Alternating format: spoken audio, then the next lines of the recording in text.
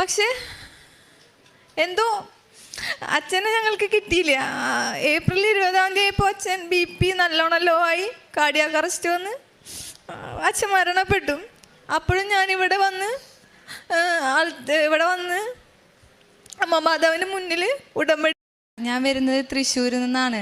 ആദ്യം തന്നെ പരിശുദ്ധ അമ്മയ്ക്കും തിരുകുമാരനും ഒരുപാട് നന്ദിയുണ്ട് എന്നെ ഈ ആൾത്താരിൽ സാക്ഷിയാക്കിയതിന്. കൃപാസന അമ്മേനെ അറിഞ്ഞിട്ട് ഞാനിപ്പോൾ 1 വർഷമായിട്ടുള്ളൂ. കഴിഞ്ഞ വർഷം മെയ് 2023 ഞാൻ കൃപാസന അമ്മേനെ അറിഞ്ഞത്. അമ്മയ്ക്ക് ലങ്സിൽ വെള്ളം കെട്ടിക്കിടന്ന് വയ്യാതെയായി. എൻ്റെ അമ്മേനെ വന്നിട്ട് ഹോസ്പിറ്റലിൽ അഡ്മിറ്റ് ചെയ്തു. അമ്മയ്ക്ക് ECGയിൽ വേരിയേഷനൊക്കെ കണ്ടിരുന്നു. അങ്ങനെ തൃശ്ശൂർ മെഡിക്കൽ കോളേജിൽ അഡ്മിറ്റ് ചെയ്തു. അങ്ങനെ ഒരു 7 ദിവസമൊക്കെ കഴിഞ്ഞപ്പോൾ എനിക്ക് കൃപാസന അമ്മേനെ പറ്റി അറിയത്തേ ഇല്ലായിരുന്നു. അങ്ങനെ ഒരു സിസ്റ്റർ വന്ന് ഞങ്ങളുടെ അടുത്ത് ചോദിച്ചു, ഞങ്ങളൊന്ന് അമ്മേനൊന്ന് പ്രാർത്ഥിച്ചോട്ടെ എന്ന് ചോദിച്ചു. അങ്ങനെ ഞങ്ങൾ പറഞ്ഞു പ്രാർത്ഥിച്ചോളൂ, കുഴപ്പമൊന്നുമില്ല എന്ന് പറഞ്ഞു. അങ്ങനെ സിസ്റ്റർ വന്ന് പ്രാർത്ഥിച്ചൊക്കെ പോയി. എനിക്ക് പത്രമൊക്കെ തന്നു പോയി. പക്ഷേ ഇത്രയും ദിവസം അമ്മ 7 ദിവസം അമ്മയ്ക്ക് ഒട്ടും ഉറക്കം ഉണ്ടായിരുന്നില്ല. എന്നും അതെ, അമ്മ ഉറക്കമില്ലാതെ ഭയങ്കര ബുദ്ധിമുട്ടായിരുന്നു, ശ്വാസമൊന്നും കിട്ടാതെ. പക്ഷെ അന്ന് ആ സിസ്റ്റർ വന്ന് തൈലം വെച്ച് പ്രാർത്ഥിച്ച് പോയപ്പോൾ അമ്മ അന്ന് നല്ല പോലെ ഉറങ്ങി. അപ്പം എനിക്കെന്തോ ഭയങ്കര വിശ്വാസമായി.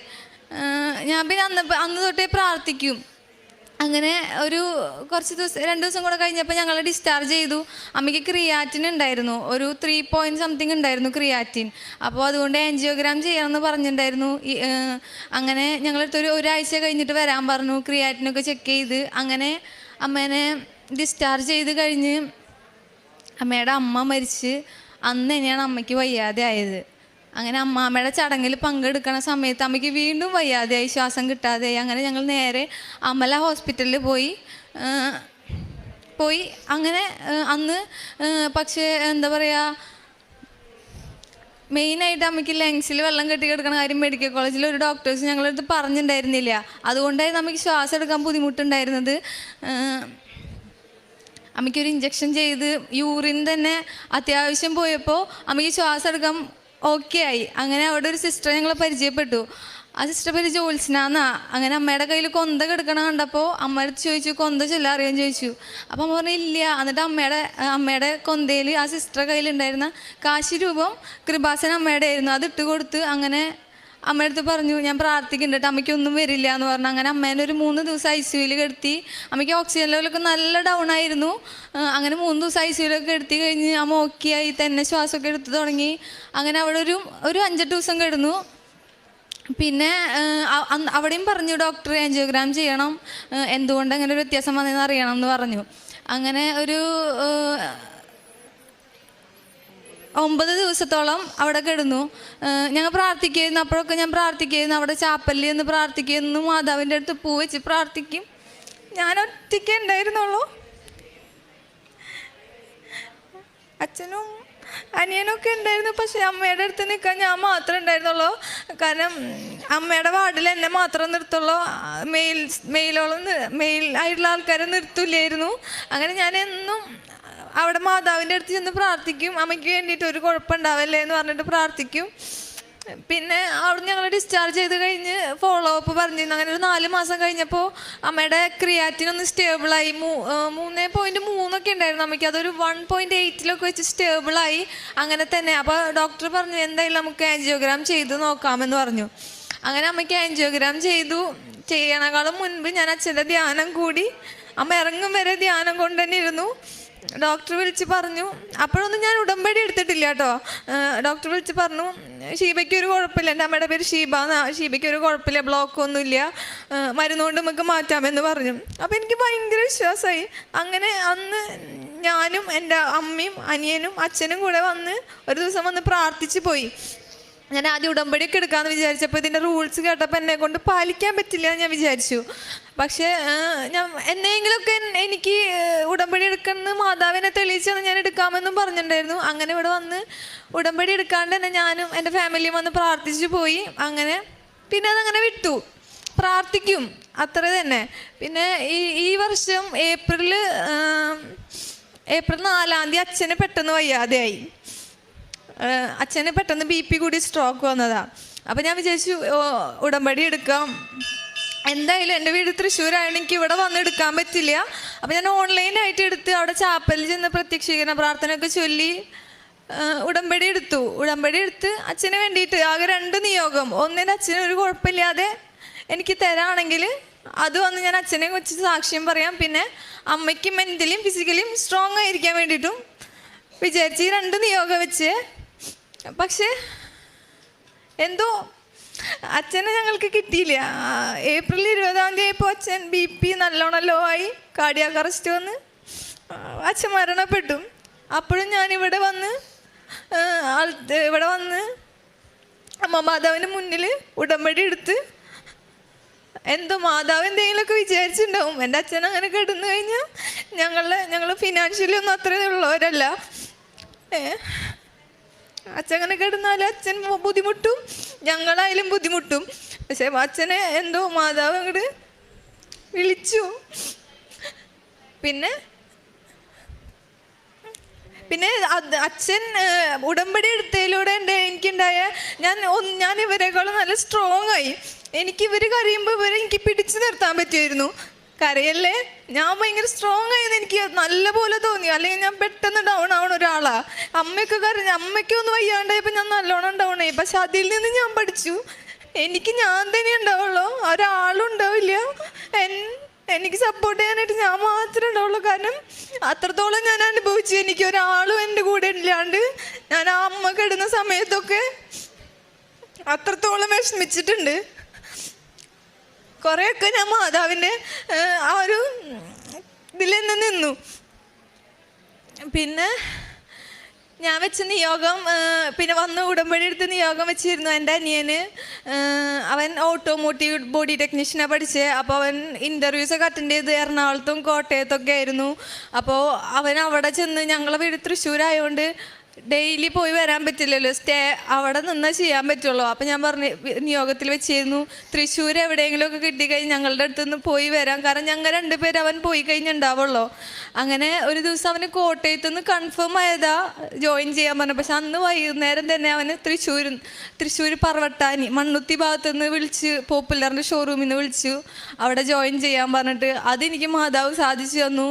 പിന്നെ എൻ്റെ അമ്മയുടെ എൻ്റെ അമ്മ ഒരു ഡയബറ്റിക് റെറ്റിനോപ്പതി പേഷ്യൻ്റാണ്. അതായത് അമ്മയ്ക്ക് ഷുഗർ മൂലം വന്നതാണ്. അങ്ങനെ അമ്മയ്ക്ക് കണ്ണിൽ ട്രാക്ഷനൊക്കെ ഉണ്ടായിരുന്നു. അത് വിഷൻ ഉണ്ട്, ഫുൾ വിഷനാണ്. പക്ഷെ ആ ട്രാക്ഷൻ, ആ ബാൻഡ് അവിടെ നിന്ന് വിട്ട് കഴിഞ്ഞാൽ പെട്ടെന്ന് വിഷൻ ലോസ് ആവാൻ ചാൻസ് ഉണ്ട്.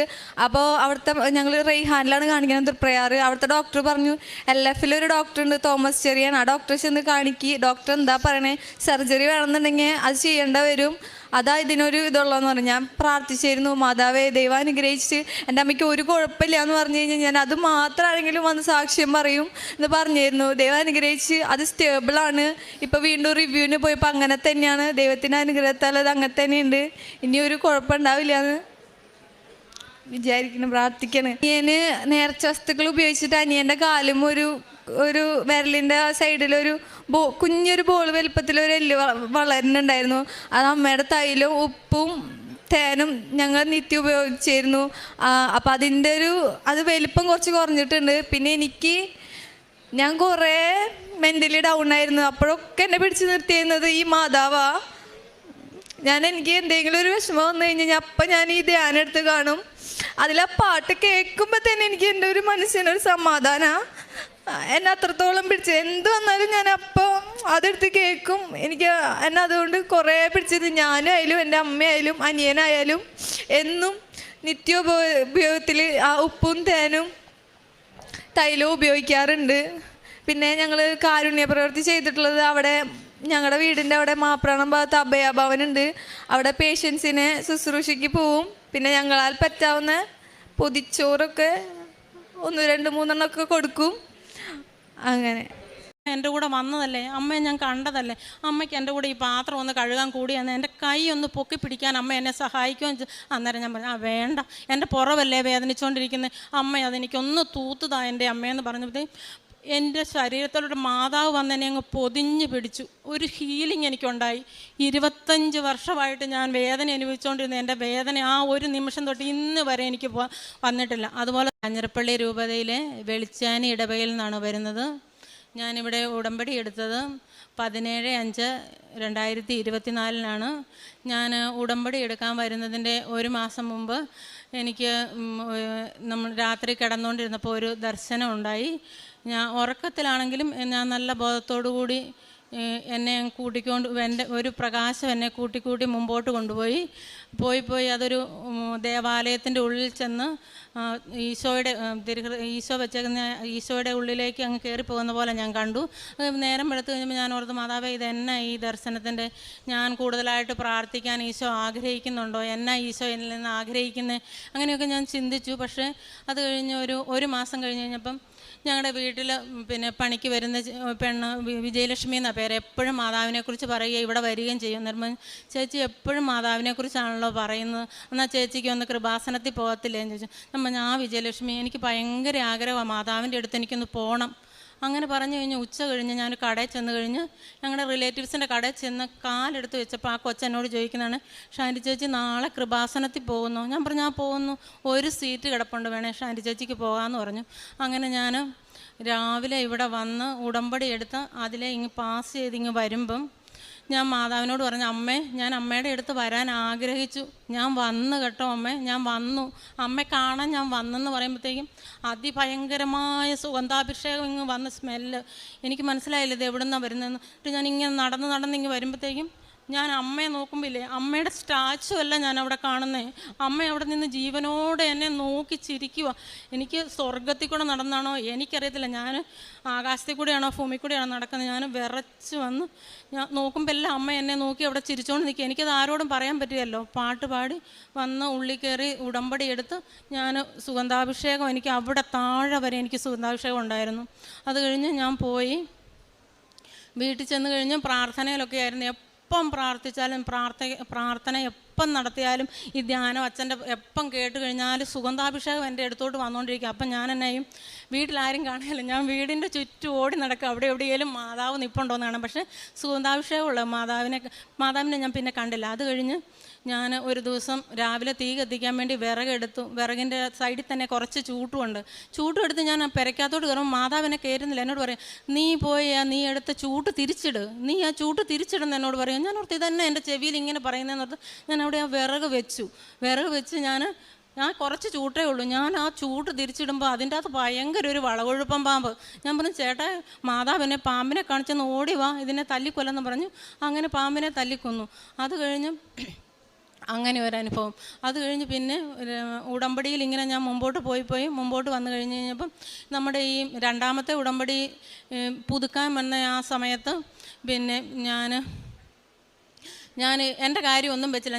എന്നെക്കൊണ്ട് മാതാവ് എഴുതിപ്പിച്ച് ഞാൻ പറഞ്ഞു, അമ്മേ, എനിക്കിത്രയൊക്കെ പ്രായമൊക്കെ ആയല്ലോ, ഇനി എനിക്ക് എന്നെ ഉടമ്പടി എന്നൊക്കെ എനിക്ക് മനസ്സിലായി, ഇനി എന്നെക്കൊണ്ട് അമ്മ പാപം ചെയ്യരുത്. ഞാൻ എഴുതിയത് ഇങ്ങനെ തന്നെ, എനിക്കിനി പഞ്ചേന്ദ്രിയം കൊണ്ട് ഒരു പാപവും ചെയ്യാൻ അമ്മ എന്നെ അനുവദിക്കരുത്. എനിക്ക് അമ്മയുടെ പ്രത്യക്ഷീകരണത്തിന് സാക്ഷിയാകണം. അത് ഞാൻ ഒന്നാമത്തെ നിയോഗം എഴുതി. രണ്ടാമത്തെ നിയോഗം എഴുതിയെന്ന് പറഞ്ഞാൽ, എനിക്ക് ഭയങ്കര സഭാകമ്പമുള്ള ആളാണ്. ഞാൻ ഒരാളുടെ മുമ്പിൽ നിന്ന് ഒരു വാക്ക് പറയാൻ എനിക്ക് പേടിയാണ്. ഞാൻ മാതൃവേദിയിലൊക്കെ ആകുമ്പോൾ ഒരു നന്ദി അല്ലെങ്കിൽ ഒരു സ്വാഗതം അത്രയും പറയാനേ ഞാൻ ഉദ്ദേശിച്ചുള്ളൂ. ഞാൻ പറഞ്ഞു, അമ്മ, എനിക്ക് പേടിയില്ലാതെ അത്രയും ഒന്ന് പറയാൻ അമ്മ എന്നെ ഒന്ന് സഹായിക്കണമെന്ന് മാത്രമേ ഞാൻ എഴുതി വെച്ചുള്ളൂ. പക്ഷേ അമ്മ എനിക്ക് അഭിഷേകം തന്നത് അമ്മയെക്കുറിച്ച് സംസാരിക്കാനാണ്. ഞാൻ എവിടെ പോയാലും ഈ അമ്മയെക്കുറിച്ചാണ് പറയുന്നത്. ഞാൻ പറഞ്ഞു എന്തുമാത്രം പേരാണ് ഇവിടെ വന്നേക്കുന്നതെന്നറിയാവോ. അങ്ങനെ ഒരു ഭയങ്കരമായ അഭിഷേകം അമ്മ എനിക്ക് തന്നു. എൻ്റെ കൂട്ടുകാരെല്ലാം പറഞ്ഞു, ഷാൻറ്റി ഇങ്ങനെ സംസാരിക്കുമ്പോഴത്തേക്കും ഹീലിംഗ് ഞങ്ങളിലോട്ട് വരുവാന്നത് എനിക്ക് ഭയങ്കര ഒരു സന്തോഷമുള്ള കാര്യമാണ്. പിന്നെയുള്ളത്, എൻ്റെ പുറത്ത് ഒരു 25 വർഷം മുമ്പ് എനിക്കൊരു പ്രസ് ഉണ്ടായിരുന്നു. നേരം കരിക്ക് ഇത്രയും വലിയ ആന പോലത്തെ ഒരു കരിക്ക് എൻ്റെ പുറത്തോട്ട് വീണിട്ട് എൻ്റെ ഈ ഒരു വശം മുഴുവൻ ഫുൾ ടൈം വേദനയാണ്. നമ്മൾ ഈ പണിയൊക്കെ എടുത്ത് കഴിയുമ്പോഴത്തേക്കും വൈകുന്നേരം ആകുമ്പോഴത്തേക്ക് ഈ കൈ ഇങ്ങനെ ഒടിഞ്ഞ് തൂങ്ങിയ പോലെ കിടക്കും. ഇങ്ങനെ ഇത്രയും നീര് വെച്ച് ഇവിടെ ഇരിക്കും. ജൂൺ ജൂലൈ ഒക്കെ ആയപ്പം പിള്ളേരെല്ലാം ലീവിന് വന്നു. എനിക്ക് ഒരുപാട് പണിയുണ്ട്. ഞാൻ പണിയെടുത്ത് മടുത്തിട്ട് പാത്രമെല്ലാം കഴുകാൻ ഇങ്ങനെ കൂട്ടിയിട്ട് എനിക്കെൻ്റെ കൈ പൊങ്ങുന്നില്ല. ഞാൻ പറഞ്ഞു, അമ്മ എൻ്റെ കൂടെ വന്നതല്ലേ, അമ്മയെ ഞാൻ കണ്ടതല്ലേ, അമ്മയ്ക്ക് എൻ്റെ കൂടെ ഈ പാത്രം ഒന്ന് കഴുകാൻ കൂടിയാന്ന് എൻ്റെ കൈ ഒന്ന് പൊക്കി പിടിക്കാൻ അമ്മ എന്നെ സഹായിക്കുമെന്ന്. അന്നേരം ഞാൻ പറഞ്ഞു, വേണ്ട, എൻ്റെ പുറവല്ലേ വേദനിച്ചുകൊണ്ടിരിക്കുന്നത്, അമ്മ അതെനിക്കൊന്ന് തൂത്തുതാ എൻ്റെ അമ്മയെന്ന് പറഞ്ഞപ്പോഴത്തേക്കും എൻ്റെ ശരീരത്തിലൊരു മാതാവ് വന്ന് എന്നെ അങ്ങ് പൊതിഞ്ഞ് പിടിച്ചു. ഒരു ഹീലിംഗ് എനിക്കുണ്ടായി. 25 വർഷമായിട്ട് ഞാൻ വേദന അനുഭവിച്ചുകൊണ്ടിരുന്ന എൻ്റെ വേദന ആ ഒരു നിമിഷം തൊട്ട് ഇന്ന് വരെ എനിക്ക് വന്നിട്ടില്ല. അതുപോലെ തന്നെ 30 വർഷം മുമ്പ് എനിക്ക് നടുവിനൊരു ചതവ് കിട്ടിയതാണ്. എല്ലാം പണി ചെയ്ത് എവിടെ യാത്ര പോയാലും ഏത് വണ്ടിയുടെ ബോണറ്റിൻ്റെ മണ്ടയിലാണ് ഞാൻ ഈ കാലെടുത്ത് വെച്ചുകൊണ്ടിരുന്നത്. അങ്ങോട്ടും ചിരിച്ചു വെക്കും, ഇങ്ങോട്ടും ചിരിച്ചു വെക്കും. രണ്ടാമത് ഉടമ്പടി പുതുക്കി വീട്ടിൽ ചെന്ന് 2 ദിവസം കഴിഞ്ഞ് കഴിയുമ്പോഴാണ് ഞാൻ അറിയുന്നത് എനിക്ക് ഈ നടുവേദന എൻ്റെ എതിലേ പോയെന്നറിയത്തില്ല. എൻ്റെ ഫുൾ ബോഡി എനിക്ക് ഹീലിംഗ് ആയി. പിന്നെ ഈ അടുത്ത ദിവസം തന്നെ രോഗസൗഖ്യം എന്ന് പറഞ്ഞൊരു ചേട്ടന് അതിഭയങ്കരമായ മൂത്രത്തിപ്പഴുപ്പ് പോലെ രാത്രിയിലായി. ഞാൻ അറിഞ്ഞില്ല. വേഗം വണ്ടി എടുത്ത് ചേട്ടൻ പോയി കഴിയുമ്പോഴാണ് ഞാൻ അറിയുന്ന ചേട്ടന് മൂത്രം പോകുന്നില്ല. എന്നിട്ട് ഹോസ്പിറ്റലിൽ പോയെന്ന് കൊച്ചു പറഞ്ഞു, അമ്മേ നമ്മളെ വിളിച്ചു, അമ്മ അറിഞ്ഞില്ല. ഞാൻ ഇറങ്ങി ചെന്നപ്പോഴത്തേക്കും പപ്പ വണ്ടി സ്റ്റാർട്ട് ചെയ്ത് പോയെന്ന്. ഞാൻ അന്നേരം തന്നെ മുട്ടുകുത്തി രാത്രി 12:30 പ്രത്യക്ഷീകരണ പ്രാർത്ഥന ചൊല്ലി, എൻ്റെ ദൈവമേ ചേട്ടൻ്റെ വയറാണെന്ന് ഓർത്തുകൊണ്ട് ഞാൻ ഇങ്ങനെ കുരിശ് വരച്ച് നമ്മുടെ ഉടമ്പടി തൈലമെടുത്ത് ഞാൻ എൻ്റെ നെറ്റിയിലും കുരിശ് വരച്ച് പ്രാർത്ഥിച്ചു. അത് പിന്നെ ഇല്ലേ ചേട്ടൻ വീട്ടിൽ വന്ന് പിന്നെ പിറ്റേ ദിവസം അഡ്മിറ്റ് ആകണമെന്ന് പറഞ്ഞതാണ്. പിന്നെ അഡ്മിറ്റ് ആകേണ്ടി വന്നില്ല. അമ്മ അതിന് സൗഖ്യം കൊടുത്തു. അതുപോലെ തന്നെ ഈ മാസം ഞങ്ങൾ ഒരു ടൂർ പോയപ്പം സൂവിൽ വെച്ച് തിരുവനന്തപുരത്ത് സൂവിൽ വെച്ച് എൻ്റെ ഫോൺ നഷ്ടപ്പെട്ടു. ഞാൻ അവിടെ വെച്ചിട്ട് ഞാൻ മറന്നുപോയി. കുറേ അരമണിക്കൂർ ഞാനിങ്ങനെ നടന്ന് ദൂരെ വണ്ടിയെ കയറി കഴിഞ്ഞ് കഴിയുമ്പോഴും വണ്ടി കയറാൻ എത്തിക്കഴിയുമ്പം അമ്മ എന്നോട് പറയാം, നിൻ്റെ ഫോൺ എന്തിയേ, നിൻ്റെ ഫോൺ നിൻ്റെ കയ്യിലില്ല, നീ ബാഗ് നോക്ക്. ഞാൻ നോക്കുമ്പോൾ എൻ്റെ ഫോൺ കാണുന്നില്ല. ഞാൻ കരഞ്ഞുകൊണ്ട് എൻ്റെ അമ്മയെന്നും പറഞ്ഞ് ആൾക്കാർ ഒഴുകിക്കൊണ്ടിരിക്കുന്ന ആ സൂവിൻ്റെ സൈഡ് ഞാൻ വെച്ച് ഞാൻ ചെല്ലുമ്പോൾ ഒരാൾ എൻ്റെ ഫോൺ എടുത്ത് കൈ പിടിച്ചുകൊണ്ടിരിക്കുക. അമ്മ അതെനിക്ക് തിരിച്ചു തന്നാന്ന് എനിക്ക് നല്ല ഉറപ്പുണ്ട്. അങ്ങനെ എൻ്റെ ജീവിതത്തിൽ ഓരോ നിമിഷവും. അതുപോലെ തന്നെ നമ്മുടെ ഈയിടെ അഖണ്ഡ ജപമാലയ്ക്ക് പോകാൻ വേണ്ടി ഞങ്ങൾ കുറച്ച് പേര് ഒരു കാർ ബുക്ക് ചെയ്തായിരുന്നു. തലേ ദിവസം രാത്രി വരെ പോകുന്നതിൻ്റെ അന്ന് രാത്രിയിലാണ് അറിയുന്നത് എൻ്റെ കൂടെ വരുന്നവർ വരുന്നില്ല, എനിക്ക് പോകാൻ പറ്റുന്നില്ലെന്ന്. എനിക്ക് പോകാൻ പറ്റിയില്ല. ഞാൻ എന്നിട്ട് എനിക്ക് ഭയങ്കര സങ്കടമാണ്, പോകാൻ പറ്റുന്നില്ലോ. എന്നിട്ട് ഞാനിത് ലൈവ് കാണുമ്പം ഞാൻ അമ്മയോട് പറഞ്ഞു, എൻ്റെ അമ്മ ഞാൻ ഇത്രയും പാപിയാണല്ലോ, എന്നാലും എനിക്ക് അഖണ്ഡ ജപമാലയ്ക്ക് വരാൻ പറ്റിയില്ല, അമ്മ എന്നെ ഇട്ടിട്ട് പോയോ. ഞാൻ അങ്ങനെ അങ്ങ് കരഞ്ഞാന്ന് പകൽ മുഴുവൻ കരഞ്ഞു. രാത്രി ഞാൻ കിടക്കുമ്പം 10:50 ഞാൻ കിടക്കാൻ കയറുന്ന റൂം 10:50 തൊട്ട് എനിക്ക് ഭയങ്കരമായിട്ട് സുഗന്ധം വരുക. ഞാനോർത്ത് എന്തോ എന്നതാ ഈ മണം വരുന്നതെന്ന് അറിയത്തില്ല. ഞാൻ റൂം മുഴുവൻ തപ്പുന്നു, വല്ല പെർഫ്യൂം പൊട്ടിച്ച് വീണതാണോ നോക്കുന്നത്. അങ്ങ് കണ്ടിന്യൂസ് 1 മണിക്കൂർ 10:50 തൊട്ട് 11:50 വരെ. അന്ന് എനിക്ക് മനസ്സിലായി അമ്മ വന്നതാണ്. ഞാൻ പറഞ്ഞു, ചേട്ടാ നോക്ക് നമ്മുടെ റൂമിൽ എന്തൊരു സ്മെല്ലാണ്. ഞാൻ 12 മണി വരെ ഞാൻ അമ്മയോട് വർത്താനം പറഞ്ഞിരുന്നു. ഞാൻ അമ്മ എനിക്ക് ഉറക്കം വരുന്നു, ഇനി നമുക്ക് ഉറങ്ങിയാലോ. അങ്ങനെ ഞാൻ മാതാവിൻ്റെ കയ്യിൽ ഉറങ്ങി. അങ്ങനെ എത്ര അനുഗ്രഹം എനിക്ക് മാതാവിൽ നിന്ന് തരുന്നത്. ഞാൻ അത്ര വലിയ പ്രാർത്ഥിക്കാനുള്ള കഴിവോ കാര്യമോ ഒന്നും എനിക്കില്ല. പക്ഷേ ഞാനും അമ്മയും കൂടെ ഫുൾ ടൈം വർത്താനം പറഞ്ഞ് അമ്മയെ നമുക്ക് ഉള്ളി പൊളിച്ചാലോ, അമ്മ എൻ്റെ കൂടെ കൂടും. അങ്ങനെ എൻ്റെ പ്രാർത്ഥന ഒരുപാട് നന്മ പറഞ്ഞവരുക, ഒരുപാട് സ്വർഗസ്വനായ പിതാവേ, അങ്ങനെയൊന്നും ഒരു വലിയ കഴിവൊന്നും ഉള്ള ഒരു വെറും നിങ്ങളിലേക്കാളും സാധാരണക്കാരിയായ ഒരു വീട്ടമ്മയാണ് ഞാൻ. പക്ഷേ പരിശുദ്ധ അമ്മ എൻ്റെ കൂടെ എപ്പോഴും ഉണ്ട്. എൻ്റെ കൂടെ ഒരു സാമീപ്യം അതെനിക്ക് ഭയങ്കരമായിട്ട് ഹീൽ ചെയ്യുന്നുണ്ട്. പിന്നെ ഇന്ന് എനിക്ക് മാതാവിനെ എടുക്കാൻ കിട്ടി, അതെന്തൊരു അനുഗ്രഹമായിപ്പോയി. അങ്ങനെ പിന്നെ ഞാൻ ചെയ്യുന്ന പ്രേക്ഷിത പ്രവർത്തനം എന്ന് പറഞ്ഞാൽ പത്രം കിട്ടിയാൽ ഞാൻ 2-3 ദിവസത്തിനകം ഞാൻ എല്ലാ വീടുകളും കയറി ഇറങ്ങി പേപ്പർ കൊടുക്കും. ഞാൻ ഒറ്റ പേപ്പർ പോലെ എൻ്റെ അടുത്ത് വെച്ചേക്ക് എല്ലാവർക്കും ഞാൻ കൊടുക്കും. പിന്നെ റോഡ് സൈഡിൽ നീക്കി കൊടുക്കും, ഓട്ടോറിക്ഷക്കാർക്ക് കൊടുക്കും, ആരൊക്കെ എനിക്ക് കാണുന്നു ഞാൻ അവർക്കെല്ലാം പ്രാർത്ഥിച്ചു കൊടുക്കും. പിന്നെ എല്ലാ ആഴ്ചയിലും പൊതിച്ചോറ് കൊടുക്കും, അനാഥാലയത്തിലേക്ക് പൊതിച്ചോറ് കൊടുക്കും. പിന്നെ ചെയ്യുന്ന എനിക്ക് ജോലിയൊന്നുമില്ല, പക്ഷേ പിള്ളേരൊക്കെ അയച്ചു തരുന്ന ആ പൈസയുടെ വീതം 20,000 തന്നെങ്കിൽ അതിലൊരു 5,000 രൂപയിലും ചികിത്സാ സഹായമായിട്ട് എന്തെങ്കിലും സഹായമായിട്ട് കൊടുത്തിരിക്കും, ഉറപ്പായിട്ടും കൊടുത്തിരിക്കും. പിന്നെ എനിക്ക് നാണക്കേടൊന്നുമില്ല. ഓരോ വീടുകളിൽ പോയി പൈസയൊക്കെ ഉള്ള വീടുകളിൽ പോയി തുണിയോ സാധനമൊക്കെ ഉണ്ടെങ്കിൽ നല്ല ഡ്രസ്സുകളൊക്കെ മേടിച്ച് ഞാനത് വീട്ടിൽ കൊണ്ടുവന്ന് അലക്കി തേച്ച്. എനിക്കറിയാം എവിടെയാണ് ഞാനിങ്ങനെ വീടുകളിലൊക്കെ പോകുന്നതുകൊണ്ട് എനിക്കറിയാം ചുമ്മാ കാരണവന്മാർ തമ്മിൽ താമസിക്കുന്ന വീടുകളിൽ ഡ്രസ്സ് ഇല്ലാത്ത വീട് അവിടെ എല്ലാം ഞാൻ കൊണ്ടു കൊടുക്കും. പിന്നെ ഞാനും ചേട്ടനും കൂടെ സാധനമെല്ലാം മേടിച്ച് ഏത് വീടുകളിലാണ് ഇല്ലാത്തതെന്നൊക്കെ ഞങ്ങൾക്കറിയാം. ആ വീടുകളിലെല്ലാം ഞങ്ങൾ സാധനം കൊണ്ടു കൊടുക്കും. അങ്ങനെയൊക്കെയാണ് ഞങ്ങളെ പ്രേക്ഷിത പ്രവർത്തനം. പരിശുദ്ധ അമ്മയുടെ മുമ്പിൽ വന്ന് ഇങ്ങനെ ഒരു സാക്ഷ്യം പറയാൻ അമ്മ എന്നെ സഹായിച്ചതിന് പരിശുദ്ധ അമ്മയ്ക്കും ദിവ്യകുമാരനും ഒരുപാടായിരുന്നു. ഇപ്പം ഇവൻ്റെ പഴയ ഫോട്ടോയൊക്കെ എടുത്തു നോക്കുമ്പോൾ എനിക്ക് തന്നെ തോന്നും ഞാൻ ഇവൻ്റെ കൂടെ എങ്ങനെയാണ് ഞാൻ നിന്നിരുന്നേന്ന്. അന്നൊക്കെ രാത്രി കിടന്ന് ഉറങ്ങുമ്പോൾ എനിക്ക് തന്നെ സ്മെല്ലടിച്ചിട്ട് ഇവനിങ്ങനെ മുഖം ഇങ്ങനെ ചേർത്ത് വയ്ക്കാൻ പറ്റത്തില്ലായിരുന്നു. അംഗമാണ് ഞാൻ. 2022 ജൂലൈ 7 ഉടമ്പടി എടുക്കുന്നത്. ഞങ്ങൾ ഖത്തറിൽ ഫാമിലി ആയിട്ട് നിൽക്കുകയായിരുന്നു. ആ സമയത്ത് മോനുണ്ടായി കഴിഞ്ഞ് 8 മാസം വരെ ഒരു കുഴപ്പമില്ലായിരുന്നു. 8 മാസം കഴിഞ്ഞപ്പോൾ മോൻ്റെ സ്കിൻ മുഴുവൻ അലർജി വരാൻ തുടങ്ങി. അവിടെ കാണിച്ചപ്പോൾ അവിടെ ഉണ്ടാകുന്ന കുട്ടികൾക്കൊക്കെ എക്സീമ വരുന്നതാണ്. അപ്പോൾ ഇത് നോർമൽ ഒരിതായിട്ടാണ് അവർ പറഞ്ഞത്. പക്ഷേ അത് കൂടാൻ തുടങ്ങി. അപ്പം ഞങ്ങൾ വിചാരിച്ചു നാട്ടിൽ വരുമ്പോൾ മാറുമായിരിക്കും. കാരണം എൻ്റെ രണ്ടാമത്തെ കുട്ടിക്കും ഇതുപോലെ പ്രോബ്ലം ഉണ്ടായിരുന്നു. അവളുടെ നാട്ടിൽ വന്നപ്പോൾ മാറി. പക്ഷേ ഇവനെ നാട്ടിൽ കൊണ്ടുവന്നപ്പോൾ ഒത്തിരി വേർഡ്സായി. സ്കിൻ മുഴുവൻ പൊട്ടി, സ്മെല്ല് വരാൻ തുടങ്ങി, സ്കിൻ പൊട്ടി വെള്ളം വരാൻ തുടങ്ങി. ഡോക്ടേഴ്സിനെയൊക്കെ കാണിച്ച് അവർക്ക് തന്നെ പേടിയായി ഇവനെ കണ്ടപ്പോൾ. ഓരോ ഡോക്ടേഴ്സിനെയും കാണിക്കുമ്പോൾ അവർ ഓരോ സ്പെഷ്യലിസ്റ്റിൻ്റെ പേര് പറയും. അങ്ങനെ കുറേ ട്രീറ്റ്മെൻറ്റ് എടുത്തു, ആയുർവേദം കൊടുത്തു. അവസാനം ഒരു ഹോമിയോ ഡോക്ടർ മാത്രം പറഞ്ഞു നമുക്ക് മാറ്റിയെടുക്കാമെന്ന്. അങ്ങനെ ഹോമിയോ മെഡിസിൻ 8 മാസം കൊടുത്തു. പക്ഷേ ചെറിയൊരു കുറവുണ്ടായെങ്കിലും 8 മാസം കഴിഞ്ഞപ്പോൾ അവർ പറഞ്ഞു ഇനി മെഡിസിൻ കൊടുക്കാൻ പറ്റത്തില്ല, കിഡ്നീനെ അഫക്റ്റ് ചെയ്യും, അതുകൊണ്ട് ഇത് സ്റ്റോപ്പ് ചെയ്യാമെന്ന് പറഞ്ഞു. അങ്ങനെ ഇവന് സ്കിൻ പൊട്ടുന്നതിനേക്കാളും കൂടുതൽ ദേഹം മുഴുവൻ ചൊറിച്ചിലായിരുന്നു. രാത്രിയിലൊന്നും കിടന്നുറങ്ങത്തേ ഇല്ല. ഒരു ദിവസം ഞാൻ നൈറ്റ് കഴിഞ്ഞ് വന്നപ്പോൾ ഉറങ്ങാതെ ഇരിക്കുക, അമ്മ ഇവനെയും പിടിച്ചുകൊണ്ട് ഇങ്ങനെ ഇരിക്കുക. അന്ന് ഞാൻ ഓൺലൈൻ ഉടമ്പടി എടുത്തു. അന്നാണ് കുറേ നാൾ കൂടി മോനൊന്ന് കിടന്ന് ഉറങ്ങുന്നത്. അപ്പോൾ എനിക്ക് ഇടയ്ക്കൊക്കെ അമ്മ പറയായിരുന്നു ഇവിടെ വന്ന് ഉടമ്പടി എടുക്കാൻ. പക്ഷേ എനിക്ക് എന്തോ ഉടമ്പടി എടുക്കാൻ തോന്നിയില്ല. പക്ഷെ അന്ന് ഞാൻ ഓൺലൈൻ ഉടമ്പടി എടുത്ത് ഇവൻ രാത്രി കിടന്ന് ഉറങ്ങി. അന്ന് എനിക്ക് മനസ്സിലായി ഇവിടെ വന്നു കഴിഞ്ഞാൽ മാറുമെന്ന്. പിന്നെ എൻ്റെ മനസ്സിൽ മുഴുവൻ എത്രയും പെട്ടെന്ന് ഇവിടെ വരണമെന്നായിരുന്നു. അങ്ങനെ ലീവ് കിട്ടിയപ്പോൾ ഇവിടെ പിറ്റേ ദിവസം തന്നെ ഇവിടെ വന്നു, ഉടമ്പടി എടുത്തു. ഇവിടെ വരുമ്പോഴൊക്കെ ഇവൻ്റെ മുഖത്ത് ഇങ്ങനെ പൊട്ടിയിട്ട് നല്ല സ്മെല്ലുണ്ടായിരുന്നു. കാലൊക്കെ ഇങ്ങനെ പൊട്ടി പൊട്ടി വെള്ളം വന്നുകൊണ്ടിരിക്കും. ഫുൾ സ്ലീവ് മാത്രമേ ഇടിയിപ്പിക്കാൻ പറ്റത്തുള്ളൂ, മുഖം മാത്രമേ എല്ലാവരും കാണത്തുള്ളൂ. ഫുൾ സ്ലീവ് ഇടിയിപ്പിക്കുന്ന കാരണം ദേഹമൊന്നും ആരും കാണത്തില്ല. പക്ഷേ ദേഹം മുഴുവൻ വയസ്സായ ആളുകളുടെ ദേഹം പോലെയായിരുന്നു. ഇവിടെ വന്ന് അച്ഛൻ ഉടമ്പടി എടുത്തു, അച്ഛൻ ബ്ലെസ് ചെയ്ത് വിട്ടു. അച്ഛൻ എന്നോട് പറഞ്ഞു ഇവിടെ ആൾത്താരയിൽ വന്ന് നിന്ന് സാക്ഷ്യപ്പെടുത്തണമെന്ന് പറഞ്ഞു. ഇവിടുന്ന് പോയപ്പോൾ മുതൽ വലിയ മാറ്റമായിരുന്നു. ഇവിടുന്ന് പോയി പെട്ടെന്ന് തന്നെ വിശ്വസിക്കാൻ പറ്റാത്ത രീതിയിൽ തന്നെ പെട്ടെന്ന് കുറയാൻ തുടങ്ങി. അപ്പം ഇവനെ കണ്ടിട്ട് ചിലരൊക്കെ ഹസ്ബൻഡിനോട് പറഞ്ഞു, ഓരോ ഡോക്ടേഴ്സിൻ്റെ പേര് പറഞ്ഞപ്പോൾ ഹസ്ബൻഡ് പറഞ്ഞു ഇനി അവൾ പറയട്ടെ വേറെ ഹോസ്പിറ്റലിൽ കൊണ്ടുപോകണമെന്നെങ്കിലും ഇനി കൊണ്ടുപോകുന്നുള്ളൂ എന്ന് പറഞ്ഞു. ഞങ്ങൾ പിന്നീട് ഒരു ട്രീറ്റ്മെൻറ്റും എടുത്തില്ല. ഇവിടുന്ന് തന്നുവിട്ട ഉപ്പ് കുളിക്കുന്ന വെള്ളത്തിൽ പ്രാർത്ഥിച്ച് വിശ്വാസ പ്രമാണം ചൊല്ലി കുളിപ്പിക്കുമായിരുന്നു. പിന്നെ വിശ്വാസ പ്രമാണം ചൊല്ലി നെറ്റിയിൽ കുരിശ് വരച്ച് തൈലം ഉപയോഗിക്കുമായിരുന്നു. ദേഹത്ത് ഉപയോഗിക്കാൻ പറ്റത്തില്ലായിരുന്നു, കാരണം ഒരു ഭാഗത്ത് പോലും നോർമലായിട്ടുള്ളൊരു സ്കിൻ ഉണ്ടായിരുന്നില്ല.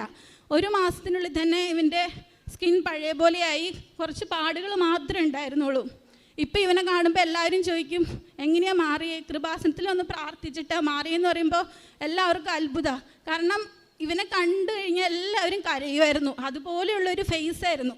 ഇപ്പോൾ ഇവൻ്റെ പഴയ ഫോട്ടോയൊക്കെ എടുത്തു നോക്കുമ്പോൾ എനിക്ക് തന്നെ തോന്നും ഞാൻ ഇവൻ്റെ കൂടെ എങ്ങനെയാണ് ഞാൻ നിന്നിരുന്നേന്ന്. അന്നൊക്കെ രാത്രി കിടന്ന് ഉറങ്ങുമ്പോൾ എനിക്ക് തന്നെ സ്മെല്ലടിച്ചിട്ട് ഇവനിങ്ങനെ മുഖം ഇങ്ങനെ ചേർത്ത് വയ്ക്കാൻ പറ്റത്തില്ലായിരുന്നു, ഉമ്മ കൊടുക്കാൻ പറ്റത്തില്ല, അങ്ങനത്തെ ഒരു അവസ്ഥയിലായിരുന്നു. പക്ഷേ മാതാവിൻ്റെ കൃപ കൊണ്ട് എല്ലാം നല്ല രീതിയിൽ നടന്നു. അവൻ്റെ അസുഖം പൂർണ്ണമായിട്ട് മാറി. പിന്നെ ഒരു ഫുഡും ഞങ്ങൾക്ക് വിശ്വസിച്ച് കൊടുക്കാൻ പറ്റില്ലായിരുന്നു. ഇപ്പം ഇവൻ എല്ലാ തരം ഫുഡും കഴിക്കും, ഒരു കുഴപ്പവും ഇല്ല. അങ്ങനെ അവൻ്റെ അസുഖം കംപ്ലീറ്റ് ആയിട്ട് മാറി. അതുപോലെ തന്നെ ഞാൻ ഉടമ്പടിയിൽ വെച്ച് വേറൊരു കാര്യമാണ്, എനിക്ക് ഖത്തറിൽ ലോൺ ഉണ്ടായിരുന്നു. അത് ഡിസംബറിനുള്ളിൽ തന്നെ പൂർത്തിയാക്കാൻ പറ്റണമെന്ന് ഉടമ്പടിയിൽ ഞാൻ എഴുതി വെച്ചിട്ടുണ്ടായിരുന്നു. അത് നോർമലായിട്ട് 2024 ജൂണിലാണ് അടച്ചു തീരുള്ളൂ. പക്ഷേ ഹസ്ബൻഡ് പെട്ടെന്ന് UK പോയതുകൊണ്ട് ഞങ്ങൾക്കും ഫാമിലിയായിട്ട് പോകാൻ വേണ്ടി എനിക്കിത് പെട്ടെന്ന് തീർക്കണം എന്നുണ്ടായിരുന്നു. കുറച്ച് ക്യാഷൊക്കെ കിട്ടാനുണ്ടായിരുന്നെങ്കിലും എങ്ങനെ നോക്കിയാലും ഈ ഡിസംബറിനുള്ളിൽ അത് അടച്ചു തീരാൻ പറ്റത്തില്ലായിരുന്നു. പക്ഷേ ഞങ്ങൾക്ക് ദൈവം സഹായിച്ച് ഓവർ ടൈമൊക്കെ ചെയ്യാൻ പറ്റി. ഞങ്ങൾക്ക് കുറച്ച് ക്യാഷൊക്കെ കിട്ടാനുണ്ടായിരുന്നു, തിരിച്ച് കിട്ടി. അങ്ങനെ ഡിസംബറിൽ തന്നെ എൻ്റെ ലോൺ മുഴുവൻ കംപ്ലീറ്റ് ചെയ്യാൻ പറ്റി. ഡിസംബർ 4 ഞാൻ അവിടുന്ന് റെസിഗ്നേഷൻ കൊടുത്തു. അങ്ങനെ ഇനി 2 മാസത്തിനുള്ളിൽ തന്നെ അവിടുന്ന് തിരിച്ച് പോരാൻ പറ്റി. ഇപ്പോൾ UK വിസ എല്ലാം റെഡിയായി. ഇത്രയും വലിയ അനുഗ്രഹം ഈശോയിൽ നിന്ന് മേടിച്ചു തന്ന മാതാവിനും ഈശോയ്ക്കും 1000 നന്ദി.